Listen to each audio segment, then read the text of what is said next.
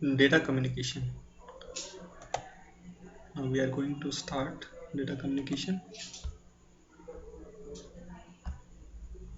Components of data communication. 5 प्रकार के components होते हैं डेटा कम्युनिकेशन में. First, message. Second, sender, message send करने वाला. थर्ड, रिसीवर, मैसेज को रिसीव करने वाला. ट्रांसमिशन मीडियम, जिस माध्यम से होके आपका मैसेज जाएगा. प्रोटोकॉल्स मतलब नियम, क्या रूल्स हम अप्लाई कर रहे हैं ट्रांसमिशन के लिए, सेंडर की ओर से क्या रूल है और रिसीवर की तरफ से क्या रूल है, वो सारे रूल्स प्रोटोकॉल्स के अंदर आते हैं. प्रोटोकॉल, यहाँ पे मैसेज को देख सकते हैं अपन कि सेंडर से रिसीवर की तरफ किस तरीके से कम्युनिकेट करता है. यहाँ पे रूल्स दिए हुए हैं, सेंडर दिया हुआ है, मैसेज दिया हुआ है, मैसेज का कम्युनिकेशन हो गया. अब डेटा रिप्रेजेंटेशन की बात करते हैं. डेटा रिप्रेजेंटेशन कई तरीके से किया जा सकता है. डेटा को रिप्रेजेंट करने के लिए या तो हम टेक्स्ट फॉर्म में डेटा को रिप्रेजेंट कर सकते हैं, या हम न्यूमेरिकल फॉर्म में रिप्रेजेंट कर सकते हैं, या इमेज के फॉर्म में डेटा भेजा जा सकता है. ऑडियो हो सकती है, वीडियो हो सकता है, किसी भी प्रकार का डेटा हो सकता है. ट्रांसमिशन मोड या डेटा फ्लो की अगर अपन बात करें तो 3 प्रकार के ट्रांसमिशन मोड होता है. First, simplex mode. Second, half duplex. और third, full duplex. Simplex mode की अगर अपन बात करें तो इसमें डेटा केवल एक ही डायरेक्शन में मूव कर सकते हैं, या अपन ये कह सकते हैं कि सिंप्लेक्स मोड एक ऐसा मोड है जिसमें यूनिडायरेक्शनल डेटा का मूवमेंट होता है. सेंडर से रिसीवर की तरफ डेटा जाएगा. यहाँ पे अपन देख सकते हैं मैसेज सेंडर से रिसीवर की तरफ जा रहा है, एक ही डायरेक्शन में मूवमेंट होगा, रिसीवर से सेंडर की तरफ नहीं आता है. जैसे टीवी के अंदर क्या होता है, सिग्नल्स आते हैं जाते नहीं. तो ये टीवी किसका एग्जाम्पल हो गया, सिंप्लेक्स टाइप का एग्जाम्पल हो गया, सिंप्लेक्स ट्रांसमिशन मोड. इसी प्रकार से प्रिंटर की बात करें तो प्रिंटर में भी डेटा कंप्यूटर से प्रिंटर की तरफ जाता है, वहाँ से वापस नहीं आता है. तो एक ही डायरेक्शन में अगर मूवमेंट हो रहा है तो अपन क्या कहेंगे कि ये सिंप्लेक्स ट्रांसमिशन मोड है. सेकंड ट्रांसमिशन मोड की बात करते हैं, half duplex mode. Half duplex mode में डेटा दोनों डायरेक्शन में आता है. इसमें आ भी सकता है और जा भी सकता है. सेंडर से रिसीवर की तरफ या रिसीवर से सेंडर की तरफ, दोनों डायरेक्शन में डेटा आ जा सकता है. तो इस तरीके का जो मोड है वो कहलाता है हाफ डुप्लेक्स मोड. पर इसमें एक विशेष बात यह है कि जिस वक्त मैसेज 1 जाएगा उस वक्त मैसेज 2 नहीं आ सकता, जिस वक्त मैसेज 2 जाएगा उस वक्त मैसेज 1 नहीं आ सकता. यही कारण है कि ये हाफ डुप्लेक्स मोड है. इसको आप एक तरह से वन वे की तरफ समझ सकते हो कि इधर से कोई आ रहा है तो उधर से बंद हो जाएगा, इधर से आ रहा है तो इधर बंद हो जाएगा. ये देखो, जैसे मैसेज 1 गया और ये मैसेज 2 उसके बाद गया, दोनों साथ में नहीं जा सकते, अलग अलग तो जा सकते हैं. वापस देख लो, मैसेज 1 गया तो 2 नहीं गया, 2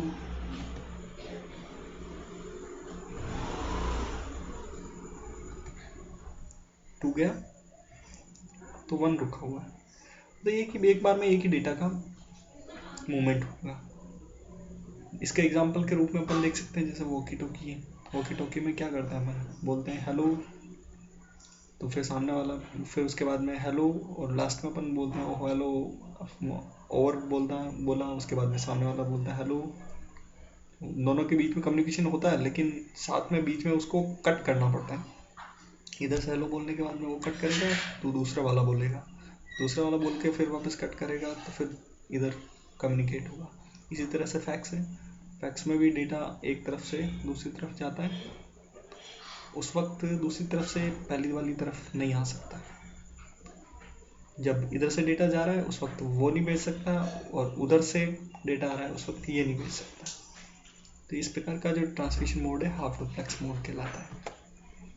फुल डुप्लेक्स मोड में ट्रांसमिशन में जो मैसेज है दोनों डायरेक्शन में एक साथ मूव कर सकते हैं, जैसे कि कंप्यूटर्स में होता ही है. इसी तरह इसको आप समझ सकते हो जैसे टू वे रोड है, दोनों मैसेज एक साथ आ जा सकते हैं, इसमें कोई प्रॉब्लम नहीं है.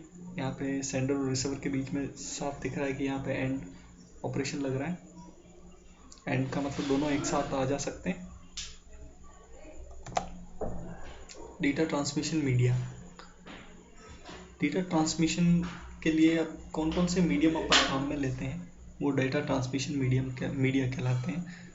मतलब कहने का मतलब ये है कि क्या क्या माध्यम हम काम में ले रहे हैं।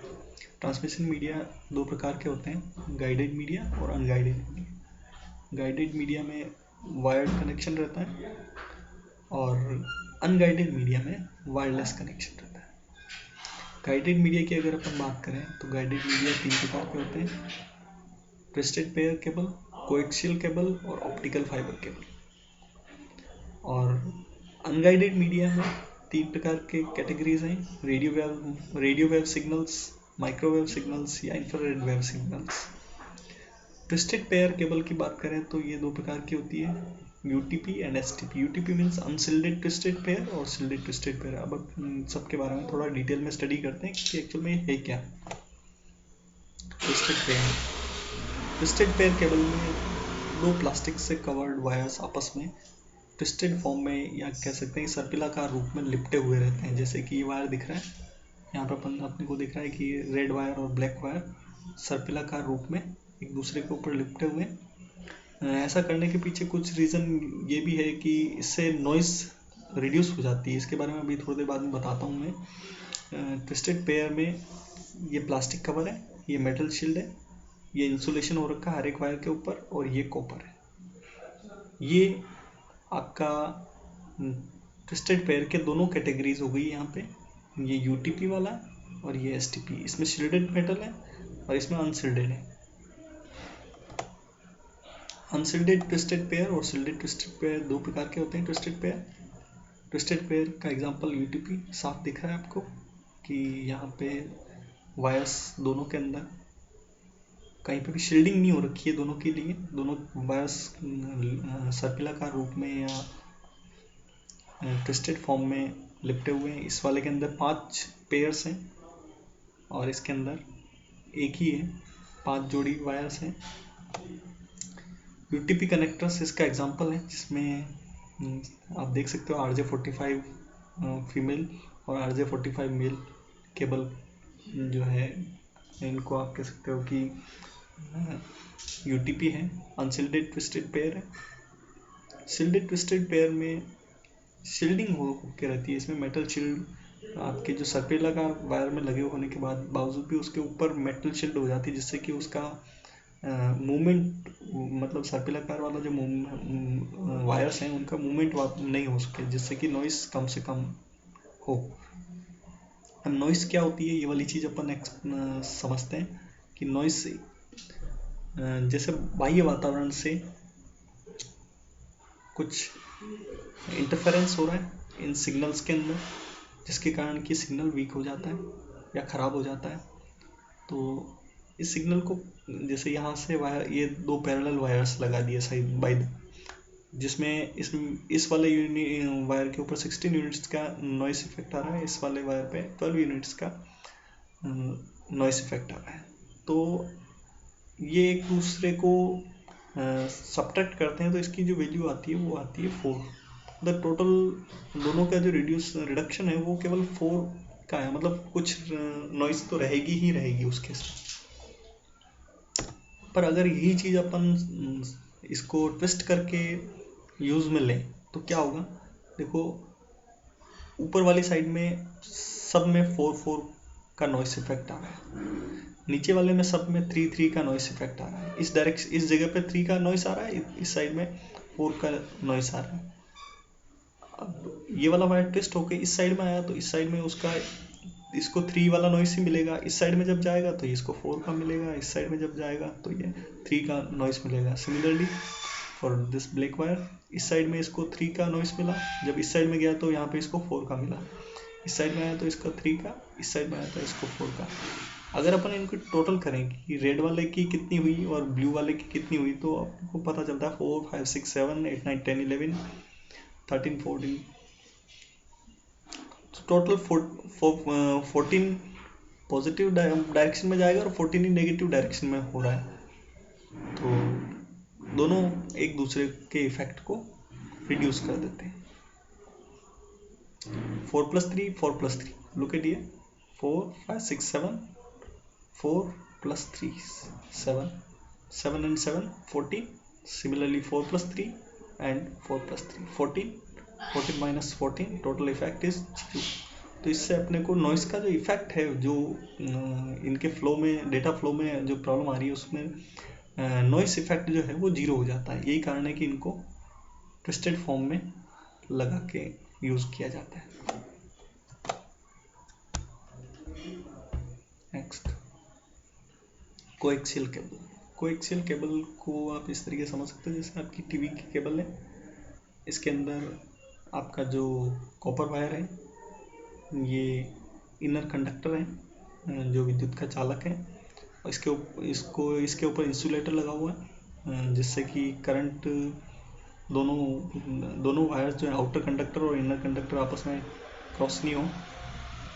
उसके ऊपर आउटर कंडक्टर शील्डिंग होती है, वायर कॉपर वायर का मैश एक जाल बना हुआ रहता है, और उसके ऊपर वापस इंसुलेटर लगा दिया रहता है और उसके ऊपर प्लास्टिक कवर होता है। इस तरीके का जो वायर है वो कोएक्सियल केबल कहलाता है।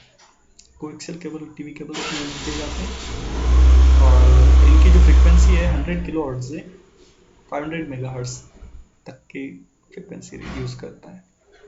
ऑप्टिकल फाइबर केबल की बात करें तो ऑप्टिकल फाइबर केबल में फाइबर कोर या कोर एंड क्लेडिंग रहती है इसके अंदर, और ये बफर जोन है और ये आपकी आउटर जैकेट है। इसको आप यहाँ पे देख सकते हो, इसका cross section. Optical fibre reflections का यूज़ करता है, जैसे लाइट, ये सेंडर है, सेंडर सिग्नल्स को सेंड कर रहा है लाइट के फॉर्म में। अब लाइट सिग्नल्स वहाँ से सामने से टकरा के इधर आया, फिर इधर से टकराया, इधर से टकराया, ये होता हुआ यहाँ से रिसीवर तक पहुँच गया। तो इस तरीके से डेटा का ट्रांसमिशन होता है ऑप्टिकल फाइबर के अंदर। इसके अंदर ये आपका कोर कहलाता है और इसके आउटर बाउंड्री जो है वो क्लेडिंग कहलाती है। ग्लास और plastic core is surrounded by A cladding of less dense glass और प्लास्टिक। ये क्लेडिंग जो है वो लेस डेंस होती है कोर की कंपैरिजन में। अनगाइडेड मीडिया में वायर का यूज नहीं किया जाता है। ये 3 प्रकार के होते हैं, radio waves, microwaves and infrared waves. सबसे पहले बैंड्स के बारे में थोड़ा सा डिस्कस कर लेते हैं। वेरी लो फ्रीक्वेंसी, बहुत कम फ्रीक्वेंसी वाले, मतलब 3 to 30 किलोहर्ट्ज, जो कि ग्राउंड प्रोपोगेशन पे काम करते हैं और इसकी एप्लीकेशन है रेडियो नेविगेशन वगैरह के लिए काम में ली जाता है। लो फ्रीक्वेंसी, कम फ्रीक्वेंसी वाले 30 to 300 किलोहर्ट्ज, ध्यान से देखोगे तो सभी के अंदर 10 का इंक्रीमेंट हो रखा है। Very low frequency, medium frequency, high frequency, very high frequency, ultra high frequency, super high frequency and extremely high frequency. ये टोटल 8 कैटेगरीज में डिवाइड कर दिए पूरी फ्रीक्वेंसी को, और हर बार अपन एक जीरो इंक्रीमेंट कर रहे हैं हर एक कैटेगरी में। जैसे 3 से 30 हुआ, 3 से 30 किलोहर्ट्ज, नेक्स्ट 30 to 300 किलोहर्ट्ज, अब 300 kilohertz to 3 megahertz, one more zero is there. 3 megahertz means 3000 kilohertz. Next 3 to 30 megahertz, one more zero. Then 30 to 300 megahertz, one more zero is there. 300 megahertz to 3 gigahertz, one more zero is also here. 3 to 30 gigahertz, यहाँ पे भी एक zero extra है, बढ़ गया है। और last extremely high frequency के अंदर भी 30 to 300 गीगाहर्ट्ज हो जाता है। अब फर्स्ट टू जो है वेरी लो फ्रीक्वेंसी और लो फ्रीक्वेंसी वाला की बात करें तो ये ग्राउंड प्रोपोगेशन पे काम करते हैं, या कह सकते हैं कि रेडियो से नेविगेशन की बात करें या नेविगेशन लोकेटर की बात करें तो वहाँ पे ये दोनों फ्रीक्वेंसी काम आती है। मिडिल फ्रीक्वेंसी और हाई फ्रीक्वेंसी और वेरी हाई फ्रीक्वेंसी को भी अपन शामिल कर सकते हैं। ये तीनों स्काई लेवल पे काम करती हैं, middle frequency, high and very high. ये मिडिल फ्रीक्वेंसी काम आती है एएम रेडियो के अंदर, और हाई फ्रीक्वेंसी काम आती है सिटीजन बैंड पे, एयरक्राफ्ट कम्युनिकेशन, इनके कम्युनिकेशन में जो काम में ली जाती है वो हाई फ्रीक्वेंसी बैंड यूज़ किया जाता है। और वेरी हाई फ्रिक्वेंसी का एग्जांपल है FM radio, very high frequency TV, ये सब स्काइप वाले मोड में आते हैं, प्रोपोगेशन मोड में। और इसके अंदर आपको आपके जो एंटीना है वो लाइन ऑफ साइट में भी रखने पड़ते हैं। यूएचएफ की बात करें अल्ट्रा हाई फ्रिक्वेंसी की, तो ये भी ultra high frequency, super high frequency और एक्सट्रीमली हाई, जितनी फ्रिक्वेंसी बढ़ती जाएगी उसका जो ओरिएंटेशन है इस तरीके से होने लगा कि दोनों एंटीना, रिसीवर सेंटर का एंटीना एक दूसरे के सामने होना जरूरी है, अदरवाइज वो सिग्नल मैच नहीं होंगे। तो ये वाली चीज़ ध्यान रखी जाती है। इसका एग्जांपल है सेलुलर फोन्स, पेजिंग, सैटेलाइट्स, ये सब इसके एग्जांपल हैं। सुपर हाई की बात करें तो सैटेलाइट कम्युनिकेशन जो है वो एसएचएफ में होता है। और ईएचएफ की बात करें एक्सट्रीमली हाई फ्रिक्वेंसी की, तो रेडार और सैटेलाइट्स इसके एग्जांपल हैं। अब अपन फर्स्ट की बात करते हैं, रेडियो वेव्स फ्रिक्वेंसी की। रेडियो वेव फ्रिक्वेंसी की जो रेंज है 3 किलोहर्ट्ज़ टू 1 गीगाहर्ट्ज़ के बीच में रहती है। और इस तरीके की जो फ्रिक्वेंसी, ऐसी फ्रिक्वेंसी जो 3 किलोहर्ट्ज़ से 1 गीगाहर्ट्ज़ के बीच में जिनकी फ्रिक्वेंसी रहती है वो रेडियो वेव्स कहलाती है।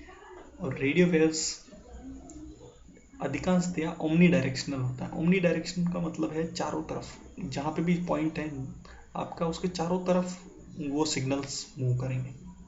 ऐसा नहीं एक ही डायरेक्शन में मूव नहीं करेंगे, चारों तरफ घूम रहे हैं, तो that is omni directional movement of signals. इसमें when an antenna transmits radio waves, they are propagated in all directions. I will already explained it. Radio waves are use to multicast communication. Radio waves का ज़्यादातर use किया जाता है multicast communication में। जैसे TV या radio की बात करें तो एक साथ कई जगह पे कम्युनिकेशन आप ट्रांसमिट कर रहे हो, तो वहाँ पे आप एक ही सिग्नल को चारों तरफ फैला देते हो तो वो सब जगह पे पहुँच जाता है। तो ऐसी स्थिति में रेडियो वेव्स की ज़रूरत होती है। रेडियो वेव्स की विशेषता ये होती है कि ये दीवार को भी छेद करके अंदर आ जाती है। और इसका बेनिफिट यह है कि रेडियो टीवी हम घर के अंदर, कमरे के अंदर देख सकते हैं। और इसका जो बैंड है वो बहुत काफ़ी वाइड होता है, 299 गीगाहर्ट्ज़ का बैंड होता है इसका। इसको सब्ट्रैक्ट करके अपन निकाल सकते हैं 1 गीगाहर्ट्ज़ और 3 किलोहर्ट्ज़ जो फ्रिक्वेंसी की जो रेंज है उनको सब्ट्रैक्ट करें तो अप्रोक्सीमेटली 299 गीगाहर्ट्ज़ की फ्रिक्वेंसी का रेंज बनता है। Waves ranging in frequency between 1 and 300 gigahertz are called microwaves. Microwaves जो है, माइक्रोवेव सिग्नल्स की जो रेंज है वो 1 से 300 गीगाहर्ट्ज़ होती है। हम देख सकते हैं रेडियो वेव्स के अपन अंदर हमने देखी थी 3 किलोहर्ट्ज़ टू 1 गीगाहर्ट्ज़ फ्रिक्वेंसी की रेंज। अब माइक्रोवेव्स के अंदर 1 से 300 गीगाहर्ट्ज़ बढ़ गई, मतलब आपकी फ्रिक्वेंसी की रेंज बिल्कुल चेंज हो गई, वो बहुत ज़्यादा बढ़ गई। माइक्रोवेव्स, अब इसके अंदर माइक्रोवेव सिग्नल्स जो हैं वो यूनी डायरेक्शनल होते हैं। इसमें एक ही डायरेक्शन में उनका मूवमेंट होता है। ऐसा नहीं कि जैसे पिछली बार रेडियो वेव्स के अंदर चारों तरफ जाता था, इसके अंदर वो एक ही डायरेक्शन में मूव करेगा। इसके लिए आपको जैसा कि अपन डिस्क वगैरह लगाते हैं तो उनको क्या करना पड़ता है, एक ओरिएंटेशन देना पड़ता है जिससे कि वो सिग्नल उस एक पर्टिकुलर एंगल के ऊपर ही रिसीव करेगा। तो वेरी हाई फ्रिक्वेंसी माइक्रोवेव की अगर अपन बात करें तो वो दीवारों को छेद के अंदर नहीं आ सकती, इसी कारण से हमें एंटीना या टॉवर वगैरह जो है उनके थोड़े ऊपर लगाने होते हैं। माइक्रोवेव की अगर अपन बात करें, यहाँ पे देखो ये डिस्क हैं, इनके बिल्कुल ओरिएंटेशन इस तरीके से रखा जाता है कि वो उसके ऊपर फोकस हो जाए, उस पर्टिकुलर एंगल के ऊपर।